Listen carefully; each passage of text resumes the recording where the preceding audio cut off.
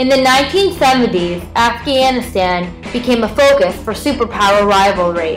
Close to the Persian Gulf's oil and the Indian Ocean's ports, it bordered Iran in the west and Pakistan in the south and east. In the north, it shared a border with the Muslims of the Soviet Union's Central Asian republics. This was a war against the Afghan Islamic fundamentalists. The USSR wanted liberation of the Afghan communists. The USSR expanded the Soviet troops in Asia in order to preserve the communist government. Furthermore, there were many geographical and geopolitical reasons for the USSR to invade Afghanistan at the time. First, by creating a stable communist government in Afghanistan, the USSR hoped to gain access to the Indian Ocean through friendly India. Russia desperately needed a warm weather port that opened onto a major ocean.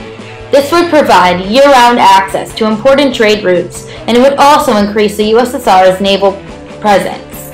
Second, control of Afghanistan would open easier trade with India and its huge population, as well as trade with the Middle East. By creating this huge trading bloc, the USSR would rival the trading power of the Middle Western Bloc countries. Third, Afghanistan is also known to contain a number of natural resources, such as natural gas, uranium, iron ore, and copper that the Soviets would have loved to have gained control over. It all started in 1978, April 27th. Afghanistan's Communist People's Democratic Party seizes power in a coup, but is split among the ethnic lines and infighting begins. The country is renamed Democratic Republic of Afghanistan, DRA. As Islamic and conservative insurgency soon begins in the provinces. December 5th, a friendship treaty is signed with the USSR, building on Soviet economic and military support given to Afghanistan since the early 1950s. 1979, March. The USSR begins massive military aid to the DRA, including hundreds of advisors, as the U.S. scales down its presence after the murder of its kidnapped ambassador. Afghan soldiers mutiny in Herat, massacring Soviet citizens before their rebellion is crushed. September, Hafizullah Amin emerges as DRA leader from a bout of bloodletting in the government during which President Nur Mohammad Tariq is killed. Requests for large numbers of Soviet forces to combat the growing insurgency continue under Amin's administration. December 24th, the Soviet Defense Ministry reveals orders to senior staff to send troops into Afghanistan. Commandos seize strategic installations in Kabul. Armored columns cross the border at Tormez and Kashka, heading towards Kabul and Herat, respectively. December 29th, after a week of heavy fighting during which Soviet commandos kill Amin and tens of thousands of troops invade by ground and air, Barack Kemal is installed as the DRA's new Soviet-backed leader. 1980, resistance intensifies with various Mujahideen groups fighting Soviet forces and their DRA allies. In the first 6 months of the campaign, the Soviets commit more than 80,000 personnel to occupy Afghanistan. The U.S., Pakistan, and Saudi Arabia supply money and arms to Mujahideen. The U.S. leads a boycott of the Moscow Olympics. 1982, the United Nations General Assembly calls for Soviet withdrawal.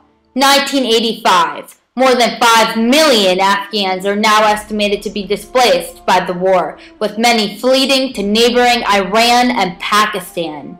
New Soviet leaders, Mikhail Gorbachev, says he wants to end the war in Afghanistan. In order to bring a quick victory, the resulting escalation of troops to pacify the region leads to the bloodiest year of the war. 1986. The U.S. began supplying Mujahideen with Stinger missiles, enabling them to shoot down the Soviet helicopter gunships.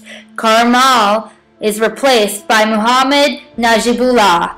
1988, the DRA, USSR, US, and Pakistan signed peace accords, and the Soviets began pulling out troops. 1989, February 15th, the USSR announces the departure of the last Soviet troops. More than 1 million Afghans and 13,000 Soviet troops have been killed.